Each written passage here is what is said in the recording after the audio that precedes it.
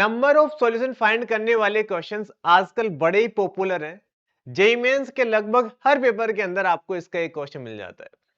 तो JEE mains 2025 का ये वेरी इंपॉर्टेंट क्वेश्चन है और इस क्वेश्चन में हमें बोला गया कि क्यूबिक इक्वेशन है और इस क्यूबिक इक्वेशन के अंदर अननोन ए रखा हुआ है और बोला गया कि इसके 3 डिस्टिंक्ट रियल रूट है, तो हमें ए की पॉसिबल वैल्यू बतानी है।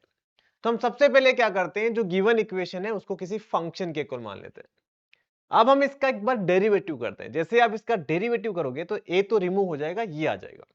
जीरो के इक्वल पुट करेंगे, दो क्रिटिकल पॉइंट आ रहा है, एक तो 1 और एक माइनस का 1। तो यहां से हम ऐसा बोल सकते हैं कि 1 और -1 के ऊपर ग्राफ इसका टर्न करेगा। कहने का मतलब इसका ग्राफ समथिंग कुछ ऐसा रहेगा। 1 के ऊपर वैल्यू है वो 3 डिस्टिंक्ट रियल रूट आने के लिए नेगेटिव होना चाहिए और -1 के ऊपर वैल्यू पॉजिटिव होना चाहिए, तभी इसके 3 डिस्टिंक्ट रियल रूट आ सकते हैं। तो हम क्या करते हैं, x की जगह 1 पुट करेंगे, उसको लेस देन 0 कर देंगे और -1 के ऊपर ग्रेटर देन 0 कर देंगे। फंक्शन हमारा ये रहा। जैसे आप x की जगह 1 पुट करोगे और लेस देन 0 लगाओगे तो हमारे पास a की जो वैल्यू है वो बेसिकली -10 से बड़ी आ जाएगी और -1 को ग्रेटर देन 0 करोगे तो ये a की वैल्यू लेस देन 10 आ जाएगी। दोनों का आपको इंटरसेक्शन लेना है, तो -10 से +10 के बीच में हमारे पास a की वैल्यू आ जाएगी 30। इसका राइट आंसर आ जाएगा। अब ये जो क्वेश्चन है वो आप मुझे कमेंट सेक्शन में बताओगे।